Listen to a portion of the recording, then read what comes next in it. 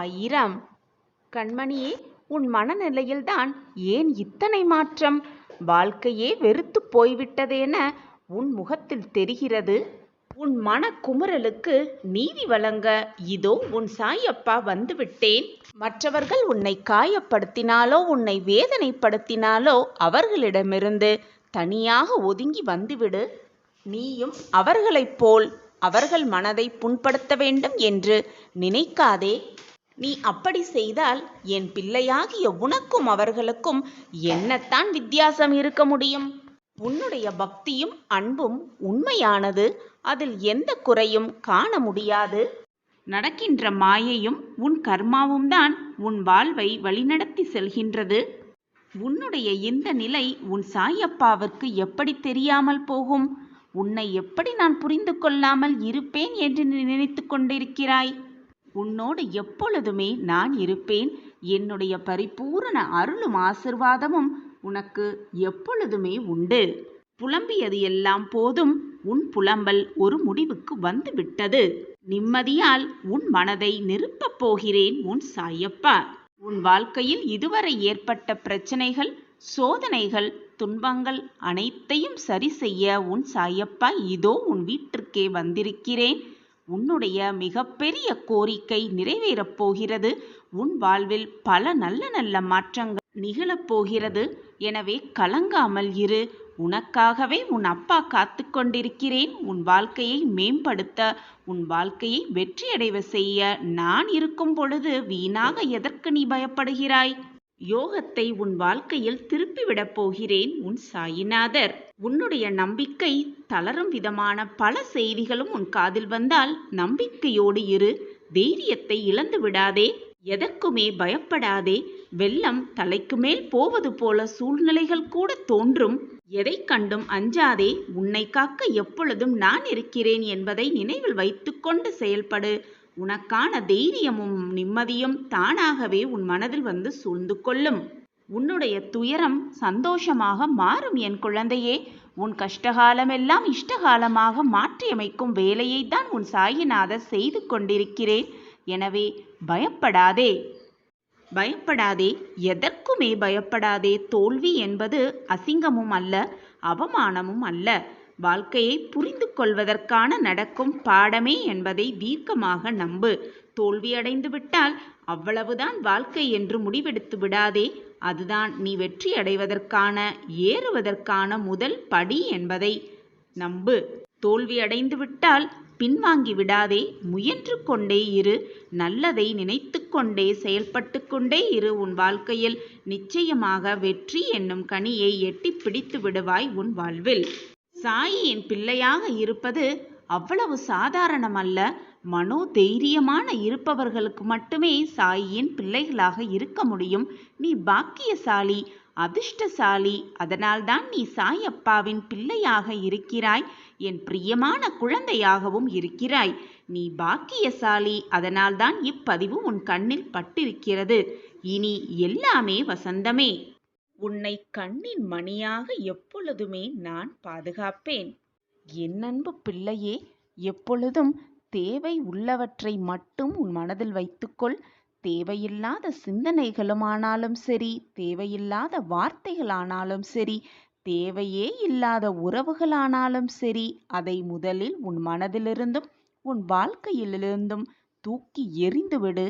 அதுதான் உன் வாழ்க்கையை நீ அழகாக வாழ்வதற்கான இரகசியமாகவே இருக்கும்.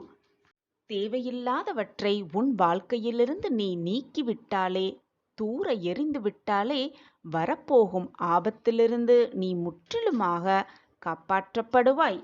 என் அன்பு கண்மணியே, நீ உன் வாழ்வில் செய்ய வேண்டிய மிக முக்கியமான விஷயம் என்ன தெரியுமா? உன்னுடைய மனதிலிருந்தும் உன் எண்ணங்களிலிருந்தும் தேவையில்லாதவற்றை நீக்கிவிட்டு நல்ல எண்ணங்களை உள்ளே புகுத்தி கொள்ள வேண்டும். நல்ல எண்ணங்களை நீ உள்ளடக்கினாலே உனக்கு தானாகவே உன் எண்ணம் போல், உன் சொற்கள் போல் உன் வாழ்வையும் மகிழ்ச்சியாகவும் சந்தோஷமாகவும் மாறிவிடும். இதை ஒவ்வொருவரின் கடமையாகவே நினைத்து கொண்டு தினம்தோறும் செய்ய வேண்டும். தேவையில்லாதவற்றை தினம் தினம் வெளியேற்றிவிட்டே இருக்க வேண்டும். இந்த உலகத்தில் நல்ல விஷயங்கள், நல்ல எண்ணங்கள் என்று கோடான கோடி இருக்கத்தான் செய்கிறது. ஆனால் அது அவ்வளவு சீக்கிரம் யாருக்கும் புலப்படுவதும் இல்லை, தெரிவதும் இல்லை. ஏனென்றால் அந்த நல்ல விஷயங்களை தேடி யாரும் போகாமல் இருக்கிறதாலும், அதை பற்றி அதிகம் தெரியாமல் இருப்பதாலும், அதை பற்றி பேசாமல் இருக்கிறதாலும் அந்த நல்ல விஷயம் பற்றி நீ அறிந்திருக்க முடியாமல் இருக்கிறது. சில பேர் அடிக்கடி சொல்லிக்கொண்டே இருப்பார்கள், கெட்ட விஷயங்கள் மட்டுமே என் கண்களுக்கு புலப்படுகிறது, கெட்ட செய்தி மட்டுமே என் காதில் வந்து விழுகிறது என்று என்னிடம் வந்து நீ புலம்புகிறாய். குழந்தையே, எப்பொழுதும் உன்னை சுற்றி இருப்பவர்களின் வார்த்தைகளை மிக கூர்மையாக கவனி. உன்னை சுற்றி இருப்பவர்களின் எண்ணங்களை அறிந்து செயல்படு.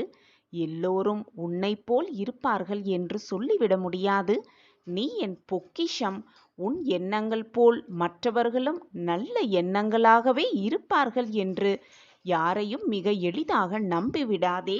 குழந்தையே, நீ என்னென்ன விஷயத்தை பார்க்கிறாய், அது எந்தெந்த ரூபத்தில் உன்னிடம் வந்து சேர்கிறது என்கிறதுதான் அந்த விஷயமே அடங்கி இருக்கிறது. நீ உன் வாழ்க்கையில் எதையெல்லாம் மிக ஆசையாக தேடிக்கொண்டிருக்கிறாயோ அதுவும் உன்னைதான் தேடிக்கொண்டிருக்கிறது. அது நல்லது ஆனாலும் சரி, தீயது ஆனாலும் சரி, நீ தேடுவது வழிகட்டாயமாக உன்னிடம் வந்து சேர்ந்து விடுகிறது. நீ அப்பொழுது எதை பார்க்கிறாயோ, எதை தேடுகிறாயோ அது நல்ல விஷயமாக இருந்துவிட்டால் அது உன்னிடம் வந்து நல்ல விதமாகவே வந்து சேரும். அதேபோல் நீ கெட்ட விஷயத்தை உன் கண்ணால் பார்த்து கொண்டு அதையே தேடிக்கொண்டிருந்தால் கெட்டதே வந்து உன்னிடம் சேரும். தான் குழந்தையே, வாழ்க்கையின் மிக முக்கியமான தத்துவம். இதை அறிந்து கொண்டு செயல்படு. வரும் ஆபத்திலிருந்து நிச்சயமாக உன் சாயிதேவா உன்னை காப்பாற்றுவேன். நீ எனக்காக கிடைத்த புதையல். உன்னை எப்படி நான் காப்பாற்றாமல் விட்டுவிடுவேன் என்று நீ நினைக்கிறாய்? எனவே என் குழந்தையே, தேவையில்லாத எண்ணங்களை நினைப்பதை தவிர்த்துவிடு. தேவையில்லாத விஷயத்தை கேட்பதையும் தவிர்த்துவிடு. தேவையே இல்லாத விஷயத்தை பார்ப்பதையும் தவிர்த்துவிடு. இந்த உலகத்தில் பிறந்த யாராக இருந்தாலும் அவரவர் மனதில் நல்ல எண்ணங்களும் இருக்கும், தீய எண்ணங்களும் இருக்கும். ஆனால் எந்த எண்ணங்கள் மிக அதிகமாக வளர்கிறதோ அதன் பொருட்டே அவர்கள் வாழ்க்கையும் அமைந்துவிடும். அதே மாதிரிதான் குழந்தையே, எல்லோர் வாழ்விலும் சந்தோஷமும் இருக்கும், துக்கமும் இருக்கும். நாம் அதை எப்படி பார்க்கிறோம் என்பதில்தான் நம் வாழ்க்கையின் மகிழ்ச்சியே அடங்கியிருக்கிறது. நாம் எதை அதிகமாக வளர்த்து கொள்கிறோமோ அதில்தான் நம் வாழ்க்கையே அடங்கியிருக்கிறது. கஷ்டம் வந்துவிட்டால் ஒரேதடியாக அப்படியே உட்கார்ந்து விடாமல், என் வாழ்க்கையே இப்படித்தான், நான் கஷ்டங்களை மட்டுமே அனுபவித்துக் கொண்டிருக்கிறேன், எப்பொழுதும் என் வாழ்க்கையில் சோகம் மட்டுமே நிறைந்து இருக்கிறது என்று சொல்லிக்கொண்டு அப்படியே உட்கார்ந்து விடாமல், அதே போல சந்தோஷம் வந்துவிட்டால் தலைக்கால் புரியாமல், சந்தோஷத்தில் துள்ளி குதிப்பதும் இல்லாமல், இரண்டையும் சரி சமமாக பார்த்தாலே போதும். உன் வாழ்க்கையில் நல்ல எண்ணங்கள் போல், உன்னுடைய நல்ல செயல்கள் போல் எப்பொழுதும் உன் வாழ்வில் மகிழ்ச்சியாகவே நீ வாழலாம். சந்தோஷமோ துக்கமோ எது வந்தாலும் எனக்காக என் அப்பா இருக்கிறார், என்னை நிச்சயமாக காப்பாற்றுவார், ஏதோ ஒரு ரூபத்தில் வந்து என் வாழ்க்கையை மீட்டெடுப்பார் என்ற நம்பிக்கையோடு கண்களை மூடிக்கொண்டு உன் வேலையை நீ திறம்பட செய்து கொண்டே இரு. சாயப்பா மேல் முழுமையாக நம்பிக்கையை மட்டும் வைத்துவிட்டு உன் வேலையை நீ கவனித்து கொண்டே இரு. உன் வாழ்க்கையில் நடக்கும் மாற்றங்களை நீயே கண்குளிர காண்பாய். மனதை முதலில் நிம்மதியாக வைத்து கொண்டாலே சந்தோஷம், ஆனந்தம், மகிழ்ச்சி எல்லாம் ஒவ்வொன்றாக நம் வாழ்வில் வந்துவிடும். அந்த நிம்மதியை என் சாயப்பா எனக்கு கொடுப்பார் என்ற நம்பிக்கையோடு இருக்கலாம்.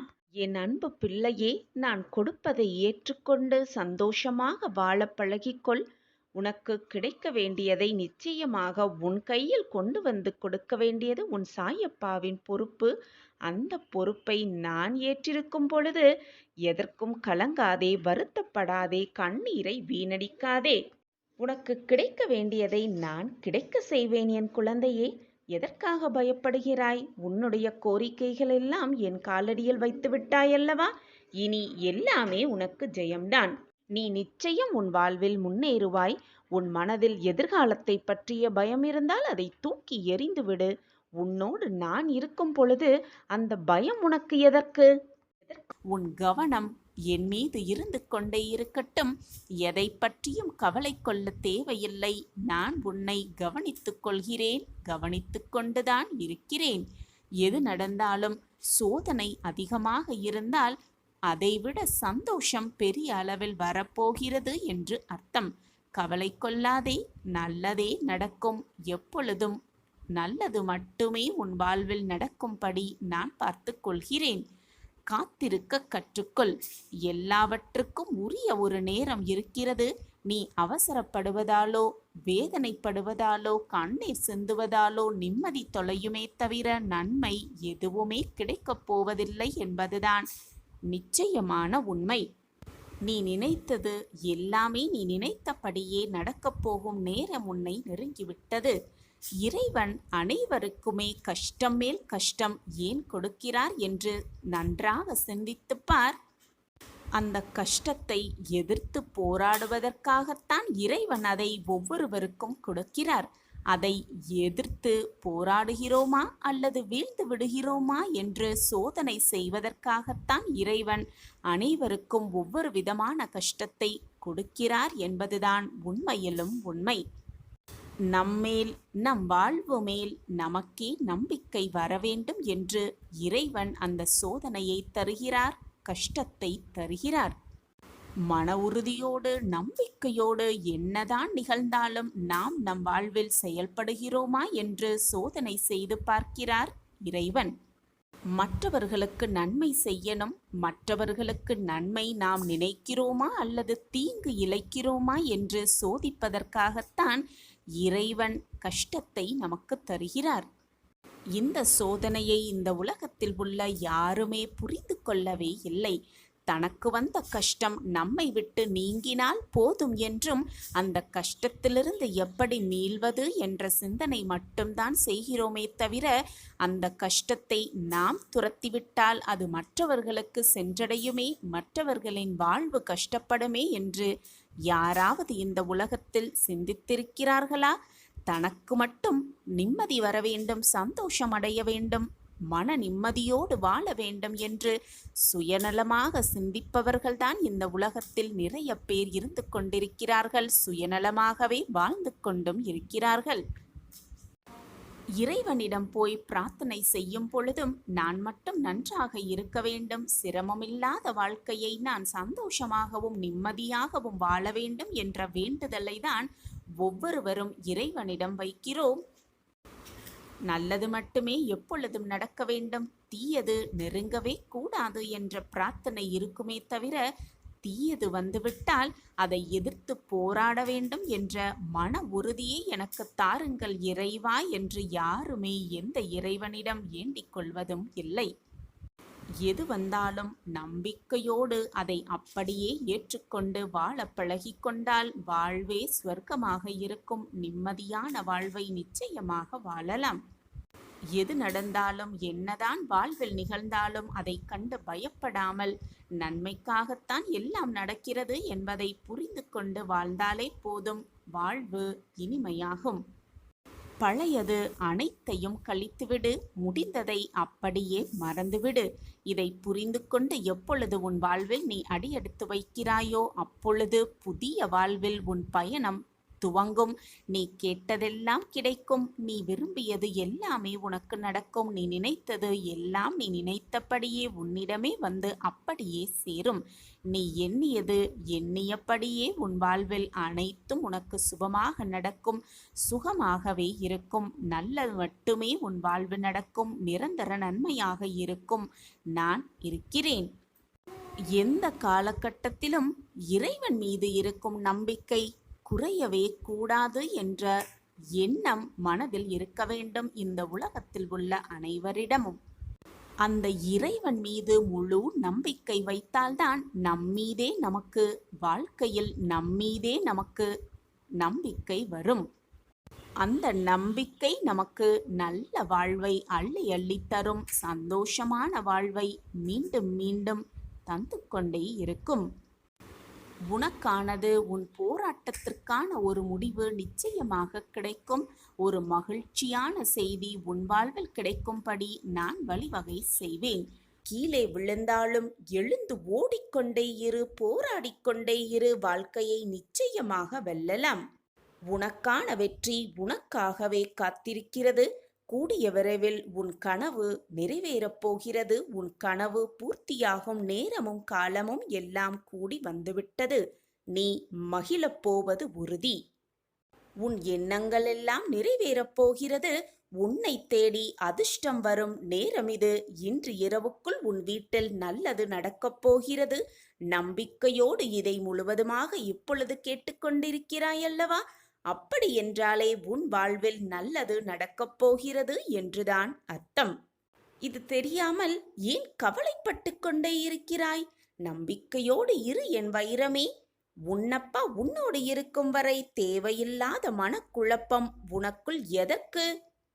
உன்னுடைய கஷ்டமான சமயத்தில் நான் எப்பொழுதும் உன்னுடனேயே இருந்து கொண்டே இருப்பேன் என்பதை எந்த நொடியும் மறந்து விடாதே. நான் தினம் தினம் உன்னை சிக்கலிலிருந்து விடுவித்து கொண்டுதான் வருகிறேன்.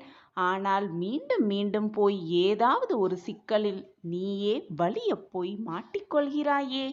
அப்படி மாட்டிக்கொண்டு விட்டு அதிலிருந்து வெளியே வரவும் தெரியாமல் தவித்து கொண்டிருக்கிறாய். எதை செய்தாலும் எந்த காரியத்தில் இறங்கினாலும் என்னை கேட்டுவிட்டு என்னிடம் சொல்லிவிட்டு அதை செய் என்று நான் உன்னிடம் கூறிக்கொண்டே இருக்கிறேன். ஆனால் நீயே போய் அனைத்தையும் செய்துவிடலாம் என்று ஏற்பாடு செய்துவிட்டு பின் வழி தெரியாத இடத்திற்கு சென்று விட்டது போல் என்னிடம் வந்து புலம்பிக் கொண்டிருக்கிறாய். இன்று உன் வாழ்க்கையில் இருக்கும் இந்த நிலைமையை பார்த்து நாளையும் இப்படியே இருந்துவிடும், இப்படித்தான் இருக்கும் என்று நீயே தவறாக ஒரு முடிவு செய்து விடாதே. உன் நிலைமையை மாற்ற எனக்கு ஒரு நொடி போதும், கண்ணிமைக்கும் நேரம் போதும். அனைத்தையும் மாற்றி காட்டும் வல்லமை என்னிடம் உள்ளது என்று உனக்கு தெரியும் தானே? பின் ஏன் உன் மனத்தில் இவ்வளவு போராட்டமும் குழப்பமும்? இன்று இரவு உன் கனவில் வந்து ஏதாவது ஒரு ரூபத்தில் நான் உனக்கு வழிகாட்டுவேன். நம்பிக்கையோடு இரு, தைரியமாக இரு. உனக்கு வரவேண்டியது நிச்சயம் உன்னிடம்தான் வந்து சேரும். நான் மீண்டும் மீண்டும் உனக்கு வலியுறுத்தி கொண்டே இருக்கிறேன். உன்னுடைய அத்தனை காரியங்களையும் நான் முன்னின்று உனக்கு நடத்தி அது மட்டுமல்லாமல் உன்னை வெற்றி பாதையில் நடத்தி செல்வேன் என்றும். ஆனால் அதற்கு நீ சற்று பொறுமையாக இருக்க வேண்டும் என்றுதான் நான் சொல்லிக்கொண்டே இருக்கிறேன். எப்பொழுதுமே ஏதாவது ஒரு சிந்தனையில் இருந்து கொண்டு என்ன நடக்குமோ ஏது நடக்குமோ என்ற குழப்பத்துடனேயே இருந்து கொண்டு உன்னை சுற்றி இருப்பவர்கள் என்ன பேசுகிறார்கள் என்பதை கூட காதில் வாங்கிக் கொள்ளாமல், அந்த கருத்தையும் உன் மனதில் பதிய வைக்காமல் இப்படியே இருந்தால் ஏதாவது மாறிவிடுமா அல்லது மாறிதான் விடுமா? எதுதான் உன் வாழ்வில் நடக்கப் போகிறது? நீ இப்படி சிந்தித்து கொண்டிருப்பதால் உனக்கு வருவது எதுவும் உன்னிடம் வராமல் போய்விடுமா? நீயே சற்று யோசித்துப்பார் என் பிள்ளையே. அதற்கான நேரத்தை நான் உருவாக்க வேண்டாமா? நீ எதிர்பாராத நேரத்தில் எதிர்பாராத திருப்பங்களையும் மாற்றங்களையும் நிகழ்த்தி காட்டிய உன் சாயி தேவா, நீ எதிர்பார்க்கும் நேரத்தில் உனக்கு வேண்டியதை, உனக்கு ஆசைப்படுவதை நான் நிறைவேற்றித் தருவேன். என்னை முழுமையாக நம்பு. என்மேல் முழுமையாக நம்பிக்கை வைத்த எந்த ஒரு பிள்ளையையும் நான் ஏமாற்றியதாக வரலாறே கிடையாது. என்னை முழுமையாக நம்பி எந்த ஒரு காரியத்தில் ஈடுபட்டாலும் அதில் வெற்றியை கொண்டு வந்து நான் உன் கையில் சேர்ப்பேன். எப்பொழுதுமே யாரையும் திட்ட எண்ணாதே, சாபம் கொடுக்காதே, மற்றவர்களுக்கு கெடுதல் நினைக்காதே. நாம் எதை செய்கிறோமோ அதுவே உன்னை வந்து சேரும். நீ மனம் வருந்தினாலே போதும், உனக்கு பாதிப்பை தந்தபவர்களுக்கு தண்டனை நிச்சயமாக கிடைத்தே தீரும். எனவே நீ மற்றவர்களின் சாபத்திற்கு உள்ளாகாதே, மற்றவர்களின் மனதை காயப்படுத்தாதே, மற்றவர்களை மறந்தும் கூட வேதனைக்கு உட்படுத்தாதே. எப்பொழுதுமே என் கைக்குள் தான் உன் கையும் உன்னுடைய வாழ்க்கையும் இருக்கிறது. ஒரு நாளும் உன் கையையும் நான் விடமாட்டேன், உன் வாழ்க்கையையும் நான் விட்டு விடமாட்டேன். நம்பிக்கையோடு இரு. நம் சாயப்பாவின் பார்வைக்குள் தான் நம் வாழ்க்கை இருக்கிறது. எந்த தவறும் நம்மை நெருங்க முடியாது. நாம் செல்லும் வழியில் மிக சரியாக பயணம் செய்து கொண்டே இருப்போம். தடுக்கி விழுந்தாலும் தூக்கிவிடும் நம் சாயப்பா நமக்காக இருக்கிறார் என்ற நம்பிக்கையோடு நீ எடுத்து வைக்கும் ஒவ்வொரு அடியையும் திறம்பட எடுத்து வைத்து கொண்டே இரு. நான் உன் அருகில் இருக்கும் பொழுது வீணாக எதற்குமே உன் மனதை போட்டு காயப்படுத்தாதே, வேதனைப்படுத்தாதே. உன் சாயப்பா இருக்க உனக்கு ஏன் மனக்கவலை? ஓம் சாயிராம், ஓம் சாயிராம். நாம் உறங்கும் போதும் ஓய்வெடுக்கும் போதும் பலவிதமான பணிகளை மேற்கொள்ளும் போதும் நமக்கு முன்பாக நம் கண்களின் எதிரே சாயப்பா அமர்ந்து இருக்கிறார் என்ற நம்பிக்கையோடு இருக்கலாம். திரும்பும் திசையெல்லாம் நம் சாயப்பா நம்மோடு இருக்கிறார். நாம் பார்க்கின்ற ஒவ்வொரு ஜீவராசிகளின் வடிவிலும் சாயப்பா நம்மை சூழ்ந்துதான் இருக்கிறார். சாயப்பாவின் குரல் நம் செவிகளில் கேட்கப் போகிறது. சாயப்பாவின் அற்புதமான குரல் நம் செவிகளில் கேட்கப் போகிறது.